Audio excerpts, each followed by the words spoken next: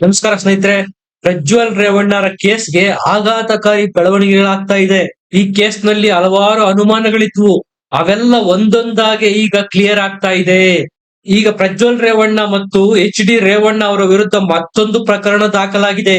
ಎಲ್ಲದರ ಬಗ್ಗೆ ಮಾಹಿತಿ ಕೊಡ್ತೀನಿ. ದಯಮಾಡಿ ನಮ್ಮ ಚಾನೆಲ್ ನ ಸಬ್ಸ್ಕ್ರೈಬ್ ಮಾಡಿ, ವಿಡಿಯೋನ ಲೈಕ್ ಮಾಡಿ, ಶೇರ್ ಮಾಡಿ. ಸ್ನೇಹಿತರೆ, ಪ್ರಜ್ವಲ್ ರೇವಣ್ಣರದ್ದು ಅನ್ನಲಾದ ಸಾವಿರಾರು ವಿಡಿಯೋಗಳು ಹರಿದಾಡ್ತಾ ಇದೆ. ಆ ವಿಡಿಯೋಸ್ ಫೇಕಾ ಅಥವಾ ಮಾರ್ಫಿಂಗ್ ಮಾಡಲಾಗಿದೆಯಾ, ಒರಿಜಿನಲ್ ಈ ಎಲ್ಲ ವಿಚಾರಗಳು ಹೊರಬರುತ್ತೆ. ಎಲ್ಲ ವಿಡಿಯೋಗಳನ್ನು ಮತ್ತು ಪ್ರಜ್ವಲ್ ರೇವಣ್ಣರ ಆಡಿಯೋ ಕ್ಲಿಪ್ಪಿಂಗ್ ಗಳನ್ನು, ಅವರು ಸಾರ್ವಜನಿಕ ವೇದಿಕೆಗಳಲ್ಲಿ ಮಾತನಾಡಿರ್ತಕ್ಕಂತಹ ಆಡಿಯೋಗಳನ್ನು ಧ್ವನಿ ಪರೀಕ್ಷೆಗಾಗಿ FSR ಗೆ ಕಳಿಸಲಾಗಿದೆ. ವಿಡಿಯೋದಲ್ಲಿರ್ತಕ್ಕಂಥ ಧ್ವನಿ ಪ್ರಜ್ವಲ್ ರೇವಣ್ಣರದ್ದ ಅಂತ ಹೋಲಿಕೆ ಮಾಡಲಾಗ್ತಾ ಇದೆ. ಆದ್ರೆ ಇದರಿಂದ ಒಂದಂತೂ ಸ್ಪಷ್ಟ ಆಗುತ್ತೆ, ಎಲ್ಲೋ ಒಂದ್ ಕಡೆ ಪ್ರಜ್ವಲ್ ರೇವಣ್ಣರು ಈ ಕೇಸ್ ನಲ್ಲಿ ಫಿಟ್ ಆಗ್ತಾ ಹೋಗ್ತಾ ಇದ್ದಾರೆ. ತಪ್ಪಿಸಿಕೊಳ್ಳೋದಕ್ಕೆ ಯಾವ ದಾರಿಗಳು ಈಗ ಪ್ರಜ್ವಲ್ ರೇವಣ್ಣರಿಗೆ ಉಳಿದಿಲ್ಲ. ಶಿಕ್ಷೆ ಕೊಡಿಸೋದಕ್ಕೆ ಈಗ ಸಾಕ್ಷ್ಯಾಧಾರಗಳು ಬೇಕು. ಈ ಅನುಮಾನಗಳು ಯಾಕೆ ಬರುತ್ತಪ್ಪ ಅಂದ್ರೆ, SIT ಅವರು ಸ್ವತಃ ಸಂತ್ರಸ್ತೆಯರ ಮನೆ ಬಾಗಿಲಿಗೆ ಹೋಗಿ ಬನ್ನಿ, ನಿಮಗಾಗಿರ್ತಕ್ಕಂತ ಅನ್ಯಾಯದ ಬಗ್ಗೆ ಮಾಹಿತಿ ಕೊಡಿ ಅಂತ ಕೇಳಿದಾಗ ಹಲವಾರು ಮಹಿಳೆಯರು ಮಾಹಿತಿ ಕೊಡೋದಕ್ಕೆ ಹಿಂದೇಟ್ ಹಾಕಿದ್ದಾರೆ. ಇದರಲ್ಲಿ ನಮ್ಮನ್ನ ಎಳೆದು ತರಬೇಡಿ, ನಾವೇನು ದೂರ್ ಕೊಟ್ಟಿದ್ವಾ, ನಮ್ಮ ಮಾನ ಮರ್ಯಾದೆ ಘನತೆಗೆ ಇದರಿಂದ ಬಹಳಷ್ಟು ಕುಂದಾಗುತ್ತೆ, ನಮ್ಮ ಪಾಡಿಗೆ ನಮ್ಮನ್ನ ಇರೋದಕ್ಕೆ ಬಿಟ್ಬಿಡಿ, ನೀವೇನಾದ್ರೂ ಒತ್ತಾಯ ಮಾಡೋಕ್ ಹೋದ್ರೆ ನಾವು ಆತ್ಮಹತ್ಯೆ ಮಾಡ್ಕೊಳ್ಬೇಕಾಗತ್ತೆ ಅಂತ ತಿರುಗಿ SIT ಅಧಿಕಾರಿಗಳಿಗೆ ಬೆದರಿಕೆ ಹಾಕಿದ್ರು. ಈ ಎಲ್ಲ ಘಟನೆಗಳ ನಡುವೆ ಈಗ ಮತ್ತೊಬ್ಬ ಸಂತ್ರಸ್ತೆ ಮುಂದೆ ಬಂದಿದ್ದಾರೆ. ಇಷ್ಟು ದಿವಸ ಕೇಳ್ತಾ ಇದ್ರಿ ನೀವು, ಪ್ರಜ್ವಲ್ ರೇವಣ್ಣರನ್ನು ಮತ್ತು ರೇವಣ್ಣರು ಬಂಧನ ಮಾಡಿಲ್ಲ ಯಾಕೆ ಅಂತ. ಅವರ ಮೇಲೆ ಬಿದ್ದಂತ ಸೆಕ್ಷನ್ಗಳು ಅಷ್ಟು ವೀಕ್ ಇತ್ತು. ಈಗ ಮತ್ತೊಬ್ಬ ಮಹಿಳೆ ಮುಂದೆ ಬಂದು ದೂರು ಕೊಟ್ಟಿರೋದು ಅತ್ಯಾಚಾರ ಪ್ರಕರಣದಲ್ಲಿ. ಈಗ ಅವರ ಮೇಲೆ ಬಿದ್ದಿರೋದು ಅತ್ಯಾಚಾರ ಸೆಕ್ಷನ್, ಅದು 376 ಸೆಕ್ಷನ್. ಈ ಹಿಂದೆ ಮನೆ ಕೆಲಸದವರು ಕೊಟ್ಟಿದ್ರಲ್ಲ ದೂರು, ಅದರಲ್ಲಿ ಈ 376 ಸೆಕ್ಷನ್ ಬಿದ್ದಿರಲಿಲ್ಲ. ಈಗ ಅದೇ ಆಸನಕ್ಕೆ ಸೇರಿರ್ತಕ್ಕಂತ ಮತ್ತೊಬ್ಬ ಮಹಿಳೆ ತನ್ನ ಮೇಲೆ ಅತ್ಯಾಚಾರ ಆಗಿದೆ ಅಂತೇಳಿ ಅತ್ಯಾಚಾರದ ಸೆಕ್ಷನ್ ಅಂಡರ್ ಅಲ್ಲಿ ದೂರು ಕೊಟ್ಟಿದ್ದಾರೆ. ಈ ಎರಡನೇ ದೂರಿನಲ್ಲಿ SIT ಗೆ ಬಂದಿರತಕ್ಕಂತಹ ಎರಡನೇ ದೂರಿನಲ್ಲಿ 376 ಸೆಕ್ಷನ್ ಬಿದ್ದಿರೋದ್ರಿಂದ ಪ್ರಜ್ವಲ್ ರೇವಣ್ಣರು ಆಲ್ಮೋಸ್ಟ್ ಲಾಕ್ ಆದಂತೆಯೇ. ಸ್ನೇಹಿತರೆ, ಇದರಲ್ಲಿ ಇರ್ತಕ್ಕಂಥದ್ದು ಡಿಜಿಟಲ್ ಎವಿಡೆನ್ಸ್. ಅದು ವಿಡಿಯೋಸ್ ನ ಮಾಡಿರೋದಾದ್ರೂ ಯಾರು, ಖುದ್ದು ಆರೋಪಿ ಪ್ರಜ್ವಲ್ ರೇವಣ್ಣರೇ. ಅವರ ಮೊಬೈಲ್ ನಿಂದಲೇ ಈ ವಿಡಿಯೋಸ್ ನ ಶೂಟ್ ಮಾಡಲಾಗಿದೆ. ಅದನ್ನು ಬೇರೆಯವರು ಟ್ರಾನ್ಸ್ಫರ್ ಮಾಡ್ಕೊಂಡಿರ್ಬೋದು. ಮಾಡಿ ಆದ್ಮೇಲೆ ಅದರಲ್ಲಿ ಏನಾದ್ರು ಚೇಂಜಸ್ ಮಾಡಿದಾರ, ನಿಜಕ್ಕೂ ಇದರಲ್ಲಿ ಏನಾದ್ರು ಮಾರ್ಫಿಂಗ್ ಟೆಕ್ನಾಲಜಿ ಉಪಯೋಗಿಸಿ ಪ್ರಜ್ವಲ್ ರೇವಣ್ಣರ ಧ್ವನಿ ಅಥವಾ ಫೋಟೋಸ್ ನ ಹಾಕಲಾಗಿದೆಯಾ, ಅದು ತನಿಖೆ ನಂತರ ಗೊತ್ತಾಗುತ್ತೆ. ಆದ್ರೆ ವಿಡಿಯೋಸ್ ನ ಶೂಟ್ ಮಾಡಿರೋದು ಪ್ರಜ್ವಲ್ ರೇವಣ್ಣರ ಫೋನ್ ನಿಂದನೇ. ಇದು ಬಿಗ್ಗೆಸ್ಟ್ ಎವಿಡೆನ್ಸ್ SIT ಅಧಿಕಾರಿಗಳಿಗೆ. ಈ ವಿಡಿಯೋಸ್ ನ ಪ್ರಜ್ವಲ್ ರೇವಣ್ಣರ ಮೊಬೈಲ್ ನಿಂದ ಪಡೆದಿರೋದು ಬೇರೆ ಯಾರು ಅಲ್ಲ, ಈ ಹಿಂದೆ ಅವರ ಕಾರ್ ನ ಡ್ರೈವರ್ ಆಗಿದ್ದಂತಹ ಕಾರ್ತಿಕ್ ಗೌಡ ಅನ್ನುವರು.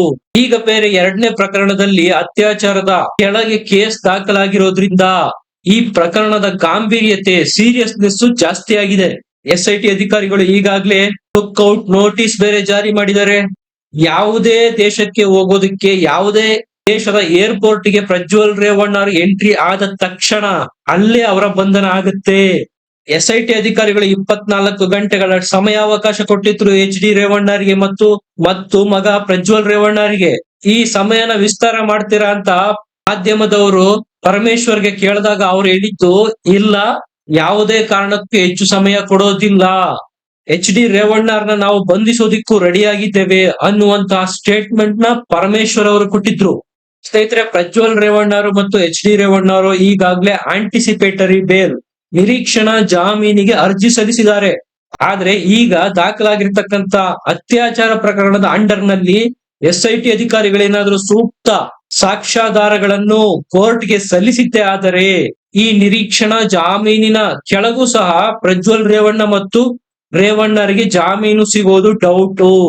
ಜರ್ಮನಿಯಿಂದ ಪ್ರಜ್ವಲ್ ರೇವಣ್ಣರು ದುಬೈಗೆ ಹಾರಿದ್ದಾರೆ ಅನ್ನೋ ಮಾಹಿತಿಗಳು ಬರ್ತಾ ಇದೆ. ಆದ್ರೆ ಈಗ ಲುಕ್ಔಟ್ ನೋಟಿಸ್ ಜಾರಿ ಮಾಡಿರೋದ್ರಿಂದ ಎಲ್ಲೇ ಇದ್ರು ಅವರನ್ನು ಎಳೆತರುವ ಪ್ರಯತ್ನನ SIT ಅವರು ಮಾಡ್ತಾರೆ. ಸ್ನೇಹಿತರೆ, ಈ ಕೇಸ್ ನಲ್ಲಿ ಇರ್ತಕ್ಕಂತ ಸಂತ್ರಸ್ತೆಯರು ಒಬ್ರಲ್ಲ ಇಬ್ರಲ್ಲ, ಸಾವಿರಾರು ಜನ. ಕೆಲವರು ತಮ್ಮ ವೈಯಕ್ತಿಕ ಲಾಭಗಳಿಗಾಗಿ ಒಪ್ಪಿಗೆ ಕೊಟ್ಟು ಸಮ್ಮತದಿಂದ ಪ್ರಜ್ವಲ್ ರೇವಣ್ಣರ ಈ ಲೈಂಗಿಕ ಕ್ರಿಯೆಗೆ ಸಹಕಾರ ನೀಡಿದ್ದಾರೆ.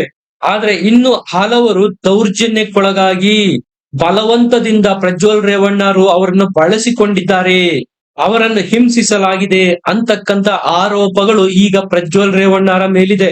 ಮೊದಲನೇ ಪ್ರಕರಣದಲ್ಲಿ ದೂರು ದಾಖಲಿಸಿದ್ದವರು ಮನೆ ಕೆಲಸದವರು, ಅವರ ಮೇಲೇನೆ ಅನುಮಾನ ಇತ್ತು. ಎಲ್ಲಾದ್ರೂ ಹೆಚ್ಚು ಕಡಿಮೆಯಾಗಿ ಅವರು ದೂರನ್ನೇನಾದ್ರೂ ವಾಪಸ್ ತೆಗೆದುಕೊಂಡು ಬಿಟ್ರೆ ಆಗ ಕೇಸ್ ಹಳ್ಳ ಹಿಡಿದೋಗ್ಬಿಡುತ್ತಲ್ಲ ಅಂತ.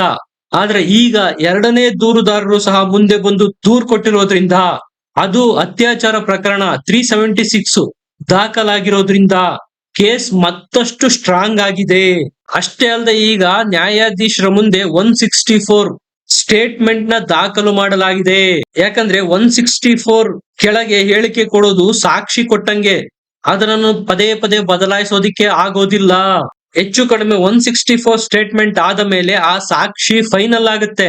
ಈ ಅತ್ಯಾಚಾರ ಪ್ರಕರಣದಲ್ಲಿ ಕೇಸ್ ದಾಖಲಾಗಿರೋದು ಮತ್ತು 164 ಸ್ಟೇಟ್ಮೆಂಟ್ ದಾಖಲಾಗಿರೋದು, ಈ ಎರಡು ಪ್ರಜ್ವಲ್ ರೇವಣ್ಣ ಮತ್ತು ರೇವಣ್ಣರಿಗೆ ಮುಳುವಾಗುವ ಸಾಧ್ಯತೆಗಳು ಜಾಸ್ತಿ. ಸ್ನೇಹಿತರೆ, ಈಗ ಹಾಸನದಾದ್ಯಂತ ಮತ್ತಷ್ಟು ಪ್ರಜ್ವಲ್ ರೇವಣ್ಣರ ವಿಡಿಯೋಗಳು ಹರಿದಾಡ್ತಾ ಇದೆ. ಸಂತ್ರಸ್ತರಿಗೆ ಬ್ಲಾಕ್ ಮೇಲ್ ಮಾಡಲಾಗ್ತಾ ಇದೆ ಅನ್ನುವಂತ ಆರೋಪಗಳು ಸಹ ರೇವಣ್ಣ ಮತ್ತು ಪ್ರಜ್ವಲ್ ರೇವಣ್ಣರ ವಿರುದ್ಧ ಕೇಳಿ ಬರ್ತಾ ಇದೆ. ಸ್ನೇಹಿತರೆ, ನಿನ್ನೆ ಪೂರ್ತಿ SIT ಅಧಿಕಾರಿಗಳು ಈ ವಿಡಿಯೋದ ಹಿಂದಿರ್ತಕ್ಕಂತ ಕಾಣದ ಕೈ ಯಾರು, ಪ್ರಜ್ವಲ್ ರೇವಣ್ಣರ ಫೋನ್ ನಿಂದ ವಿಡಿಯೋನ ಪಡೆದು ಸರ್ಕ್ಯುಲೇಟ್ ಮಾಡಿದವ್ರು ಯಾರು ಅನ್ನೋದ್ರ ಬಗ್ಗೆ ವಿಚಾರಣೆ ಮಾಡಿದ್ರು. ನಿನ್ನೆ ಸ್ಫೋಟಕ ಮಾಹಿತಿ ಹೊರಬಿದ್ದಿತ್ತು. ಇದನ್ನ ಸರ್ಕ್ಯುಲೇಟ್ ಮಾಡಿದವರು ಬೇರೆ ಯಾರು ಅಲ್ಲ, ಪ್ರಜ್ವಲ್ ರೇವಣ್ಣರ ಕಾರ್ ಡ್ರೈವರ್ ಕಾರ್ತಿಕ್ ಗೌಡ ಅಂತ. ಯಾಕಂದ್ರೆ ವಿಡಿಯೋದಲ್ಲಿ ಸಾವಿರಾರು ಜನ ಸಂತ್ರಸ್ತರಿರ್ತಾರೆ, ಅವರ ಫೋಟೋಸ್ ಅನ್ನು ಅವರ ಚಿತ್ರಗಳನ್ನು ಬ್ಲರ್ ಮಾಡದೆ ಸ್ಪಷ್ಟವಾಗಿ ಕಾಣುವಂತೆ ಹರಿಯ ಬಿಡಲಾಗಿತ್ತು. ಹೆಚ್ಚು ಕಡಿಮೆ ಆ ಸಂತ್ರಸ್ತರ ಮಾನ ಮರ್ಯಾದೆಯನ್ನು ಇಂಥ ಅಶ್ಲೀಲ ವಿಡಿಯೋಗಳನ್ನು ಮಾಡೋದ್ರ ಮೂಲಕ ಹರಾಜು ಮಾಡಲಾಗಿತ್ತು. ಇದನ್ನು ಮಾಡಿದಷ್ಟೇ ಅಪರಾಧ ಸರ್ಕ್ಯುಲೇಟ್ ಮಾಡಿದವರದ್ದು ಆಗುತ್ತೆ. ಪ್ರಜ್ವಲ್ ರೇವಣ್ಣ ಮತ್ತು ರೇವಣ್ಣರಿಗೆ ಏನಾದ್ರೂ ಶಿಕ್ಷೆ ಆದ್ರೆ ಈ ವಿಡಿಯೋಗಳನ್ನು ಸರ್ಕ್ಯುಲೇಟ್ ಮಾಡಿದವರಿಗೂ ಸಹ ಅಷ್ಟೇ ಪ್ರಮಾಣದ ಶಿಕ್ಷೆ ಆಗಬೇಕು. ಇದನ್ನು ವಿಶ್ವದ ಅತಿ ದೊಡ್ಡ ಹಗರಣ ಅಂತಾನೆ ಹೇಳಲಾಗ್ತಾ ಇದೆ. ಯಾಕಂದ್ರೆ 1, 2, 10, 100 ವಿಡಿಯೋಸ್ ಅಲ್ಲ, ಸಾವಿರಾರು ವಿಡಿಯೋಸ್ಗಳು ಅಂತ ಹೇಳಲಾಗ್ತಾ ಇದೆ. ಈಗ SIT ಅಧಿಕಾರಿಗಳು ಸಹ ಮಹಿಳೆಯರಿಗೆ ಅಭಯ ನೀಡಿದ್ದಾರೆ, ನಿಮ್ಮ ಐಡೆಂಟಿಟಿನ ರಿವೀಲ್ ಮಾಡೋದಿಲ್ಲ, ದಯಮಾಡಿ ಮುಂದೆ ಬನ್ನಿ, ದೂರು ಕೊಡಿ, ಸಾಕ್ಷ್ಯಾಧಾರಗಳಿದ್ರೆ ನಮಗೆ ಒದಗಿಸಿ ಅಂತ SIT ಅಧಿಕಾರಿಗಳು ಸಂತ್ರಸ್ತರಲ್ಲಿ ಮನವಿ ಮಾಡಿದ್ದಾರೆ. ಸ್ನೇಹಿತರೆ, ಒಟ್ಟಾರೆಯಾಗಿ ಪ್ರಜ್ವಲ್ ರೇವಣ್ಣರ ಈ ಪ್ರಕರಣ ಮುಂದಿನ ದಿನಗಳಲ್ಲಿ ದೊಡ್ಡ ದೊಡ್ಡ ತಿರುವುಗಳನ್ನು ಪಡೆದುಕೊಳ್ಳುವುದರಲ್ಲಿ ಯಾವುದೇ ಅನುಮಾನ ಇಲ್ಲ. ಇದಿಷ್ಟು ಪ್ರಜ್ವಲ್ ರೇವಣ್ಣ ಪ್ರಕರಣದ ಬಗ್ಗೆ ರೀಸೆಂಟ್ ಅಪ್ಡೇಟ್ಸ್. ವಿಡಿಯೋನ ಲೈಕ್ ಮಾಡಿ, ಶೇರ್ ಮಾಡಿ, ನಮ್ಮ ಚಾನೆಲ್ ನ ಸಬ್ಸ್ಕ್ರೈಬ್ ಮಾಡಿ. ಮತ್ತೆ ಸಿಗೋಣ. ನಮಸ್ಕಾರ.